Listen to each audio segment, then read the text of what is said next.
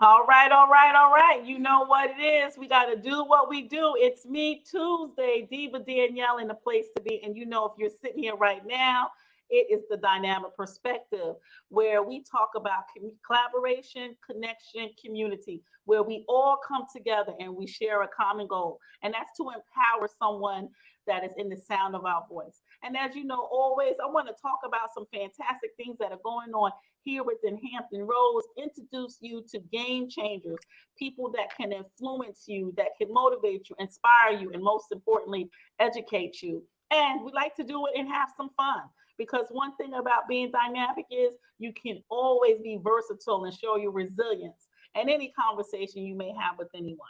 But you know, I gotta thank you for tuning in with me. Now, later for that rain. Don't that rain is just washing away all the old stuff, all the negative stuff. So today's show, we're focusing on staying the course.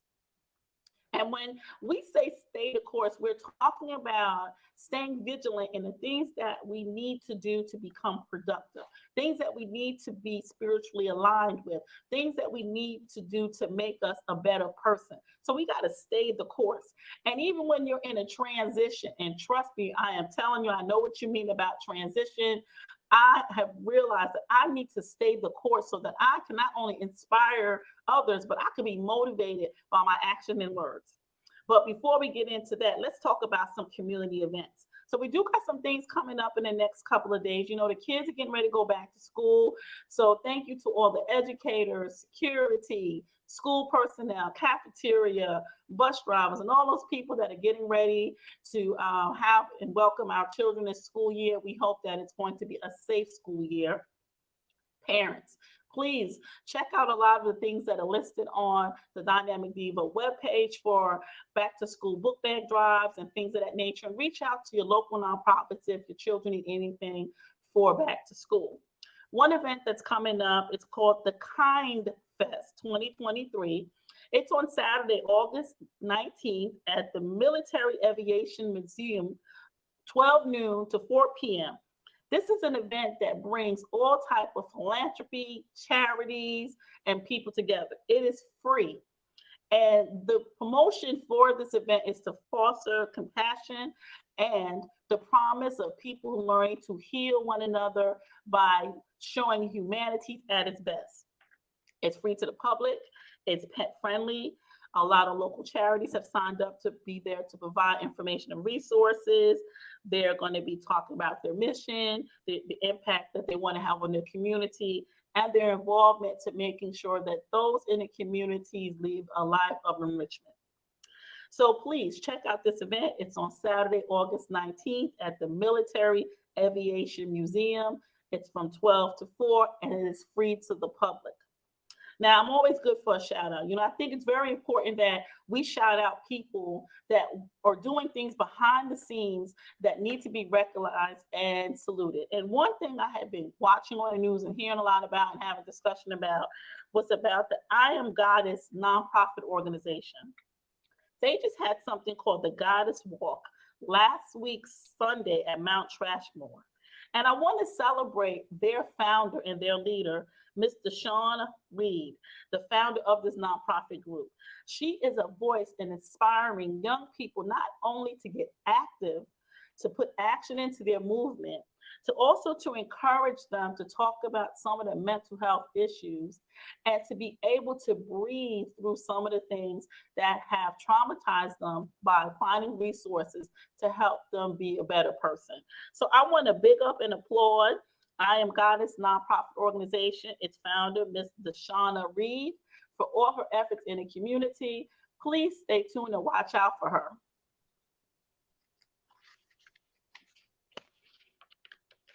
So now I want to tell you about something else. So I've been doing a lot of reading. Like I said, I'm in transition. So this gives me a time to kind of reinvest in Danielle. And I've been reading this book called Empty Out the Negative, written by Joel Olston. And let me tell you, I am not one for the how-to books or the this is what you need to do book. But this book resonated with me because it talks about how we fill up our hearts and our energies with negative things about the stuff of being guilty, feeling not worthy, not pretty enough, not having enough money, people not liking us. We fill up our containers so much with all of the negative that we don't leave room for the positive stuff to come in. And the negative stuff tends to overflow, which makes our attitude very unpredictable, makes us have a lot of relationships that have gone sour because our container is filled up. So I want to give everyone an opportunity to get out and get this book, because it is showing you that when you clear out that container, you can continue to thrive, whether it be in something that you're passionate about, whether it be in a relationship, whether it be in your personal lives, but you must clean out that container. When you go to the doctor and sometimes the doctor says, we have to put a catheter in you, that's to clear and flush you out, right? That's to make sure none of the infections get in, none of the negative things stay in your body. So think of this as a catheter of clearing you out so that you can welcome all of the great energy and things that are sitting out there for you. It's a great read, and I truly recommend it. Again, it's called Emptying Out the Negative. It's written by Joel Osteen. I really, really would suggest this book. Now, on another note, y'all, this is my subject right here. We recognize 50 years of hip hop. You understand? I'm gonna give y'all a little something to the hip, the hop, the hippie, the hip, the hip tip, the hop, the hope tip, the bop to the bomb bomb, baby. You got that? The book, yes. The hip hop. I'm not a rapper, but in my other life I was, but they ain't signed me to no deal. But it's okay. I still recognize them anyway. But let's talk about how pivotal hip hop has been to our music, to our culture, to the genre. How hip hop has created a pathway to express, people can express themselves artistically and feel free in doing that. It has built businesses. It has connected people with different type of audiences throughout the world. From one particular party on August 11th in 1973 with Kool Herc. Now, if y'all don't know who Kool Herc is, you got to get there and know your history, baby. The Bronx, baby. They brought it to us. Wanted to have a party for his sister, and where we are now 50 years later. There's celebrations all around the world where artists that have just been in neighborhoods rapping and singing about their traumas, their challenges, things that have happened in their life are now in coliseums and stadiums throughout the entire world, where people who may not even speak English can sing the entire lyrics to some of their songs. We talk about the battles, the MCs, the breakdancers, the beatboxers, the graffiti artists. All that was a form of expression. And that's one thing we need to get back to. We need to pull ourselves away from technology, because everybody got their face in a phone. Everybody got their face in an iPad or something like that. Let's get back to true artistry. Let's talk about the importance of the realism that comes from self-expression, because someone with self-expression and the love of music, and now we are here 50 years later celebrating great artists such as NWA, Wu-Tang, Tribe Called Quest, Salt and Pepper. Just the list goes on. We need to be able to recognize those individuals and let us be able to party with a purpose, because those events had us all come together collectively and you had a good party. The block parties used to be the joint, y'all. I don't know, I might be telling my age, you guys, but the block parties, you look forward to the block parties, but you knew you had to be home before the light came on, because your mama was going to come get you, or grandma was going to send somebody for you. And because hip hop has been so instrumental in where we are right now, there is a nonprofit called Beats, Rhymes, and Relief. It's a 501c3 with a global presence of harnessing the power of what hip hop brings to our community. It wants to educate, it wants to uplift, it wants to empower marginalized communities as they launch this effort that we call hip hop. So you guys, I'm so glad that you stepped out on faith and made something that is so world renowned as important it is today. Because let me tell you, I'm a hip hop person. I love my hip hop. I'm getting in, when I got to. That's when the Band-Aid's working. I done took some ibuprofen. I got to prepare nowadays for the hip hop, okay? But just to know how instrumental it is. The people that I have met in the course of my life who are figures in hip hop who have done tremendous things. I must applaud you guys for all you've done with 50 years of hip hop and another 50 years to come. Yes, sir. Yes, sir. Now, I say staying focused, staying the course. So this guest that I have today, I have known for several years, and I have always been fascinated about all of her accolades and all of the things that she's done.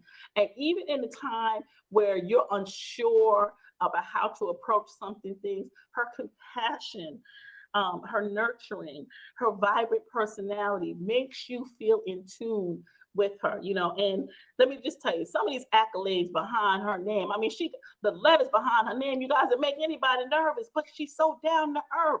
That's the best thing about it. So, I mean, she is a doctor of nursing practice. She's a degree certified nurse educator.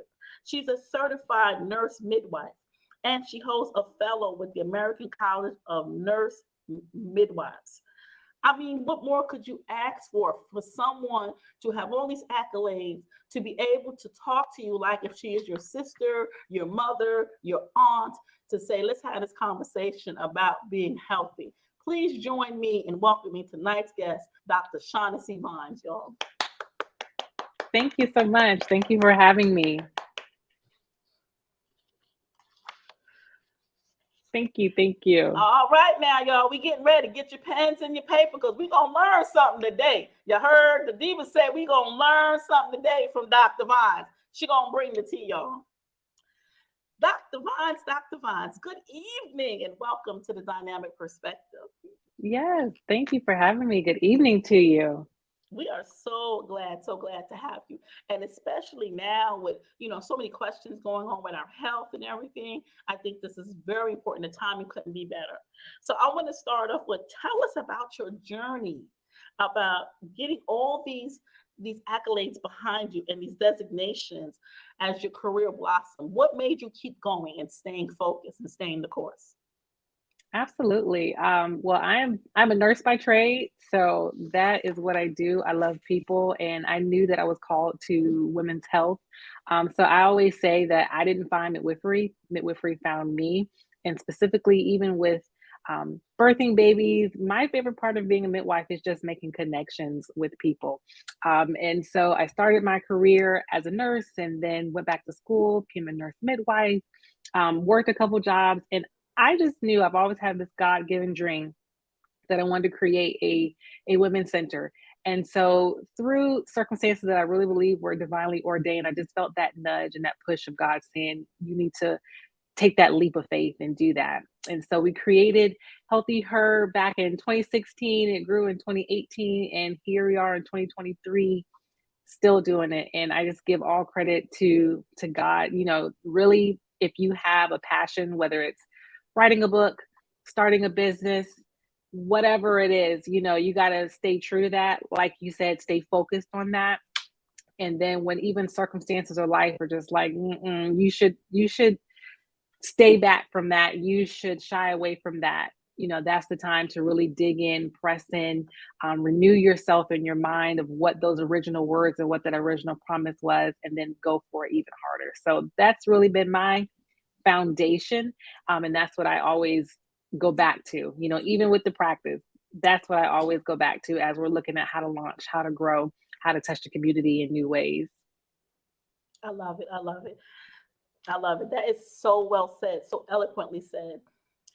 So let me ask this question. How do you describe your experience as a certified nurse educator?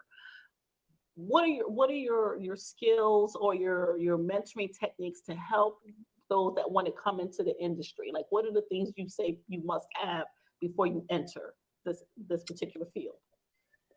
I think you have to have a love for people, because how many times have we um, gone into settings and people work with the public and they are clearly not people.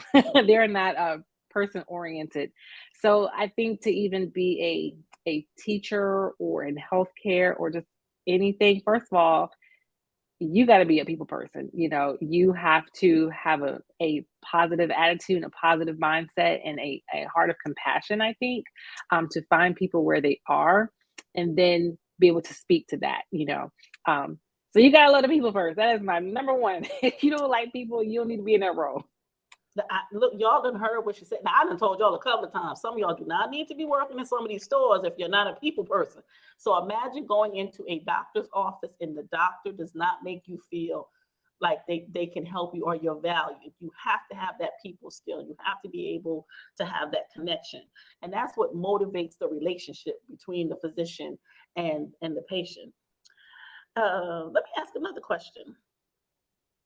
And this is something that maybe can help a lot of individuals that are not sure where they want to go or how they want to pursue their roles.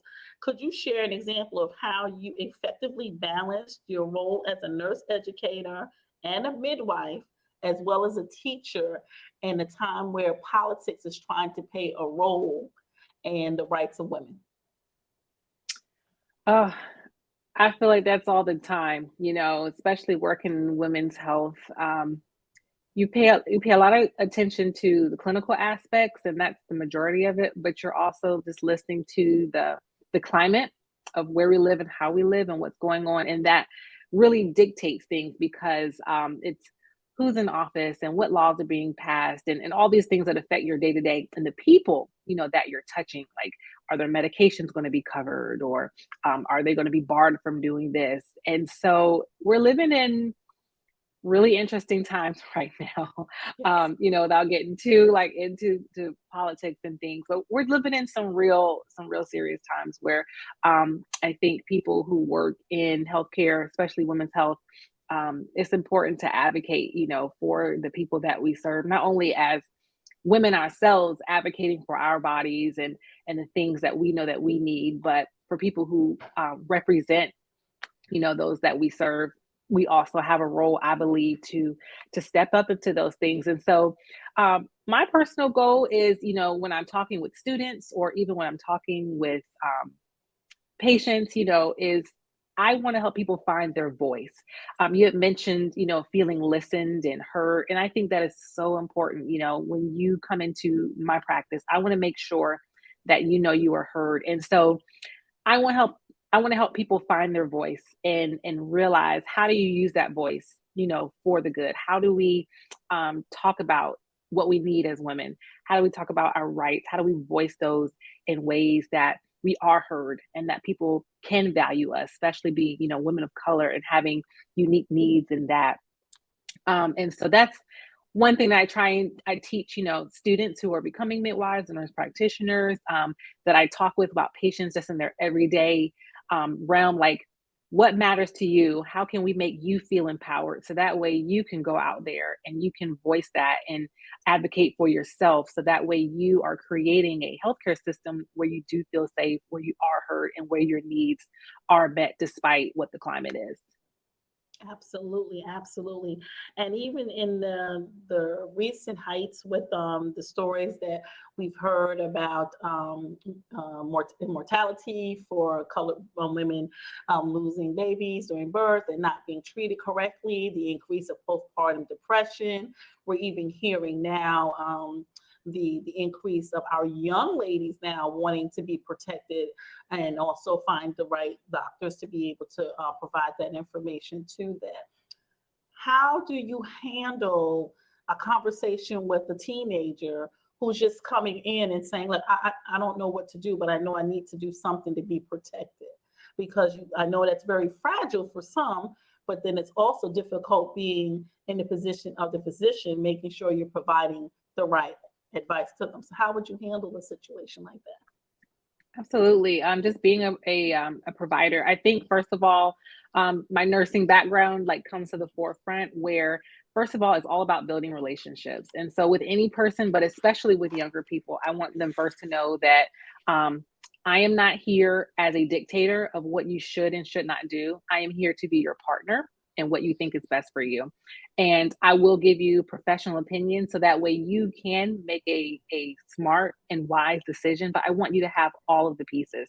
So it's really important to me, first of all, to establish rapport, establish relationship. Because if you can't trust your healthcare provider, then what are we doing here?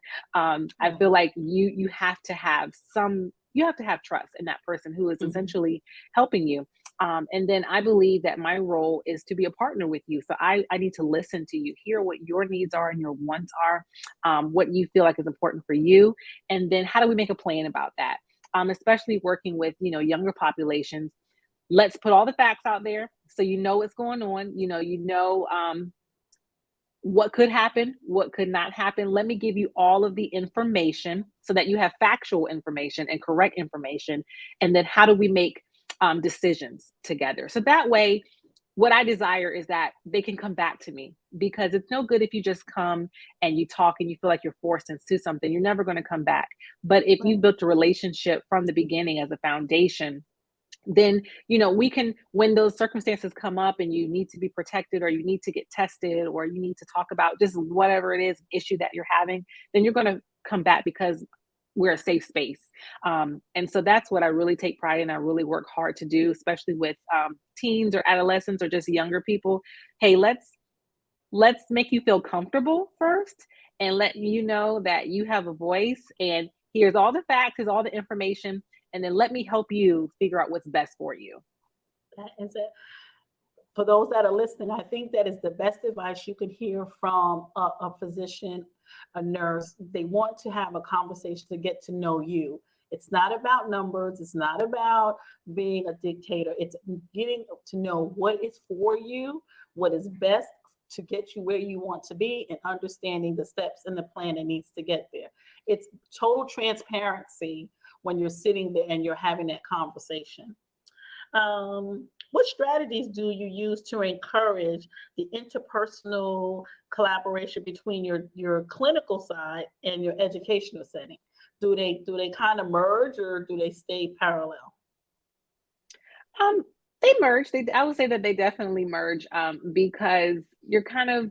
I like to be a teacher wherever I go, and so whether I'm teaching students in a formal capacity or I'm just talking to a patient, as her healthcare provider and teaching, in that health kind of sense, always teaching. I would say is it's definitely important that we are producing more healthcare providers, especially when we're thinking about healthcare providers of color. We see the statistics when we're looking at like midwives, for example, even with the medical community. We see the number of Black physicians compared to other counterparts.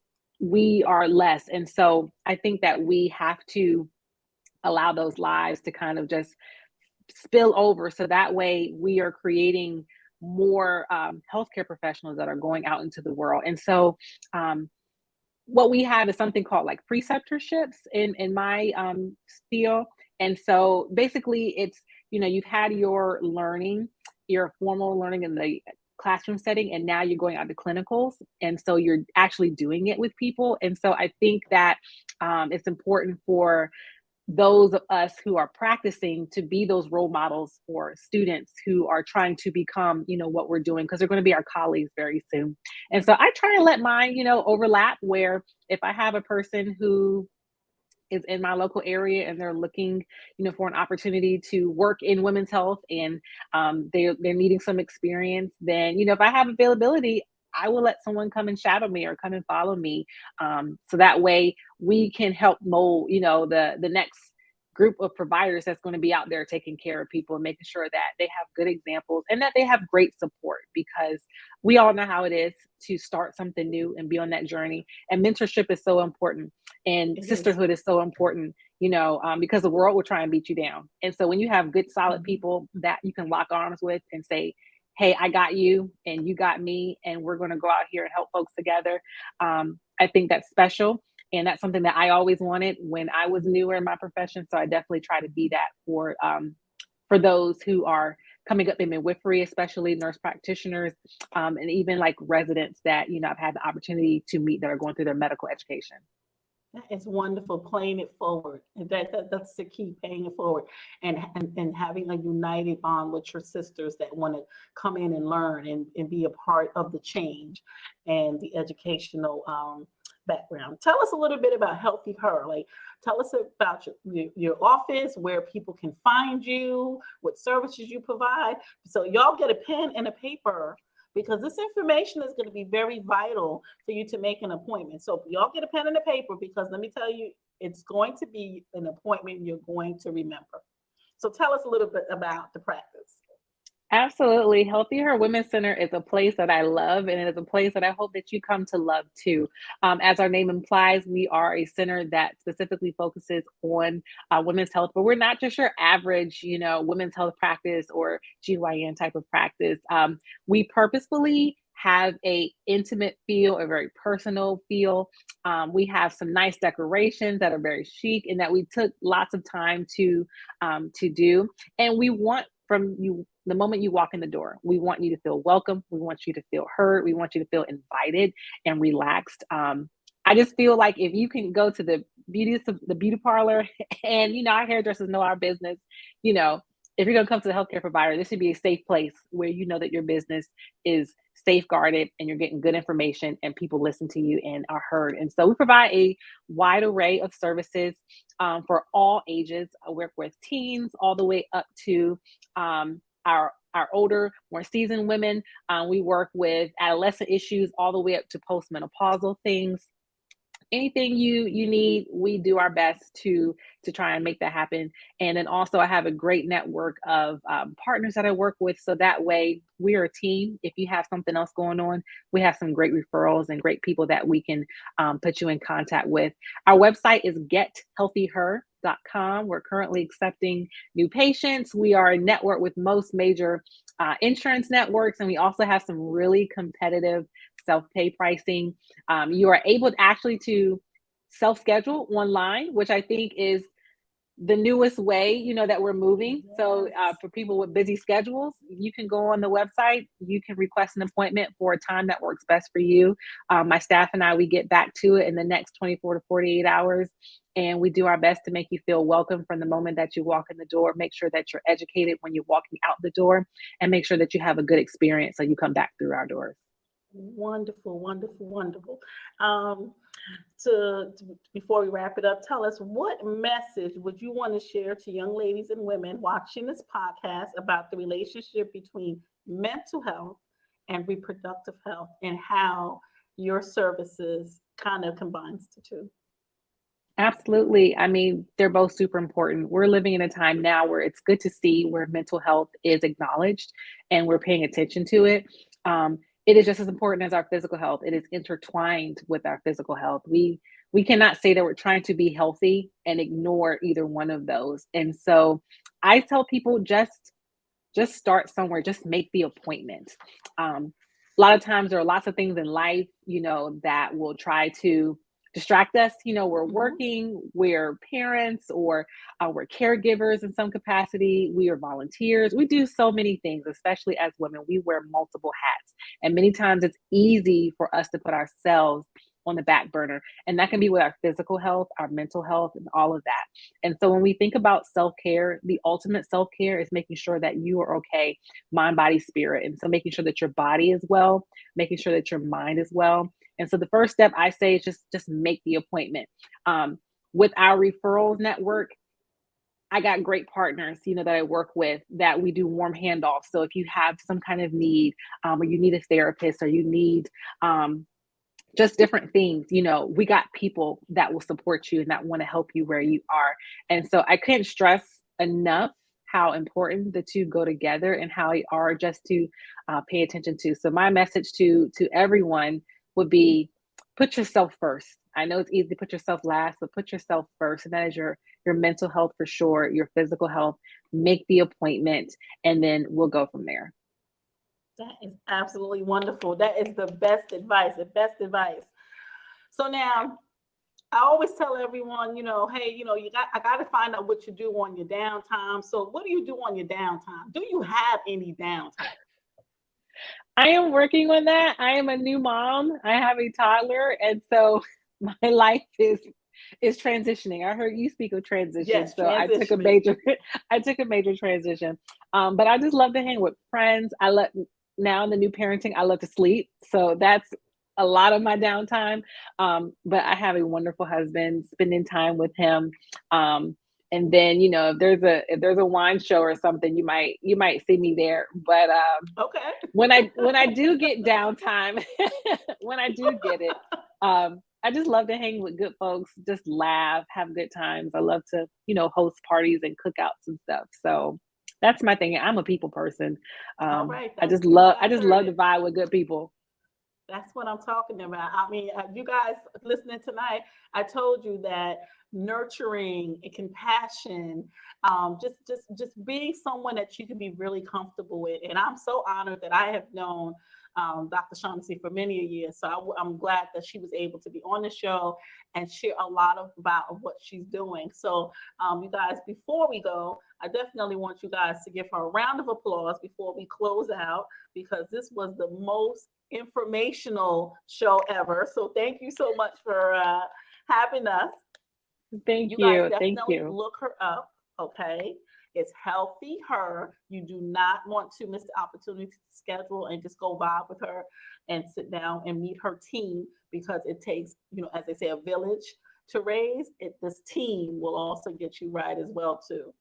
I'm going to now, Constance, will close out. So we talked about staying the course, right? So staying the course means pushing forward in the direction of a goal despite any setbacks.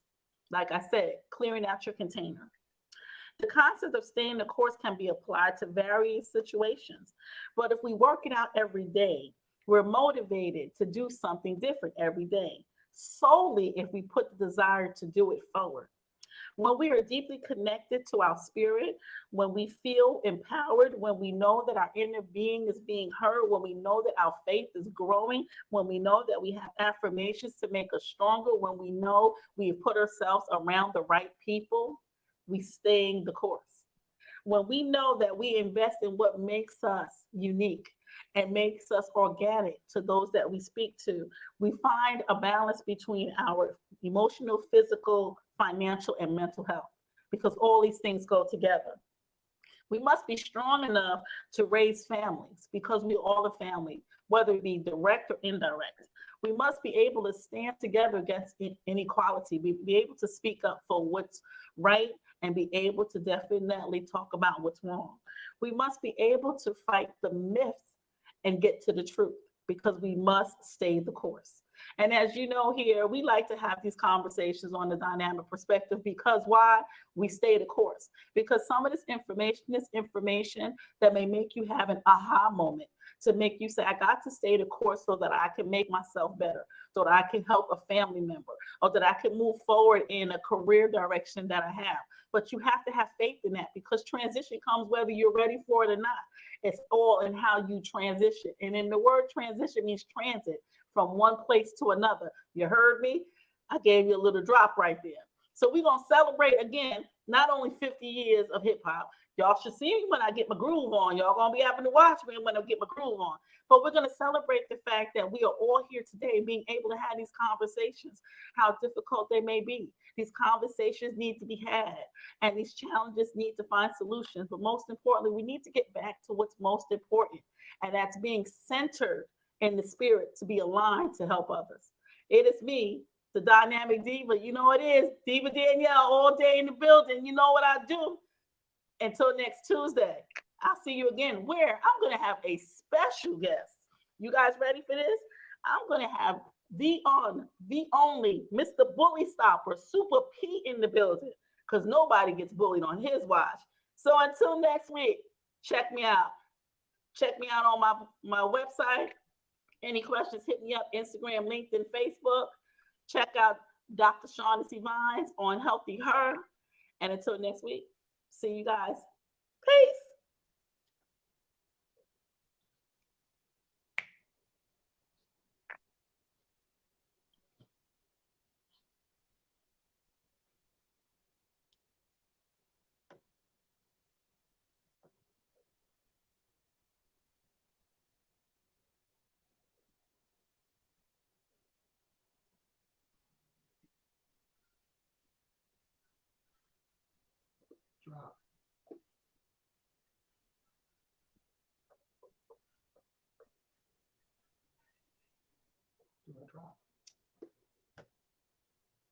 It's so happy to see you on the show today. Thank you, thank you, thank you.